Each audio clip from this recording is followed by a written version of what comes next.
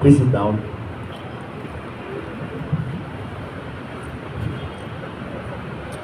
I have a prepared speech, but I guess I'll do away with it. To our distinguished guests, please, with your indulgence, allow me to speak in the vernacular. Sa ating pong COP, Police Colonel Edward Cutie Cutillod, sa pamunuan po ng PNP Makati, sa ating pong mga pinagpipitagan ng mga panauhin, isang maalab at pinagpalang umaga po sa inyong lahat. Ito pong kaganapang ito ay pangalawa ko ngayong taon, at nung sinabi na ako po a-attend ng inyong flag raising ceremony, daglian, ako po ay nag-cancel ng aking po mga appointments dahil tulad nung sinabi ko nung una, ang inyong po kaharap ay isang frustrated at gustong-gustong maging pulis. Gusto ko ngayong umaga mabigyan po ng halaga ang inyong pong uniforme.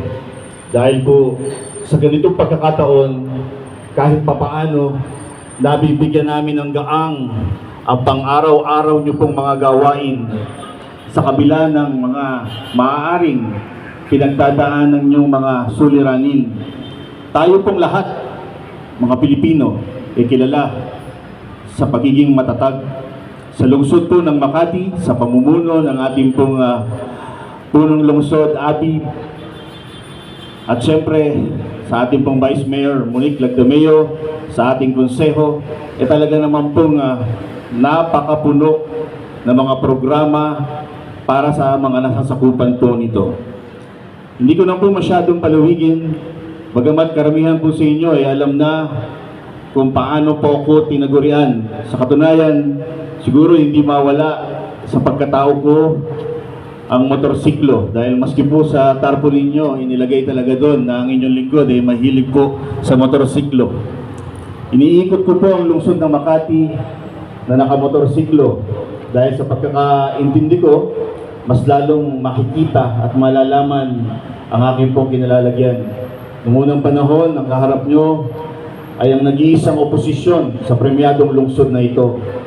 Pero dahil po sa aming pagbubuklod, ako po ay nabiyayaan ng pagkakataon para makapunta sa mga ganitong paghaharapan. At napakalaking bagay po niyon. Dahil sa kabila po ng dami ng serbisyo na binibigay ng lungsod, nabibigyan din po ng pagkakataon ang inyong lingkod na makadagdag pa po dito. COP, kanina ay nagbigay tayo ng parangal doon po sa ating mga natatangi ng mga personnel na nagbigay ng mga katangian para po sa ating serbisyo. Mga bagay na talaga namang dapat nating ipagmalaki. At nakita ko kanina, doon naman po sa mga sibilyan na mayroong mga ikangay parangal, ikaw nagabot din ng kahit papaano para naman sabi mo nga, lalong ganahan sa kanilang mga gawain. Hindi ko alam kung ilan yung bilang. Ilan po ba yung bilang kanina?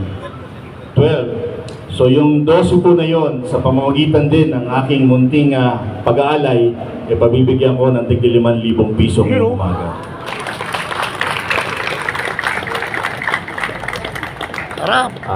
Pagdamutan nyo po yung aking dinalang almusal, at alam nyo po, wala na pong ibang pinaka maganda kapag dating ng umaga, yung may pagkwekwentuhan tayo pagtapos po nito.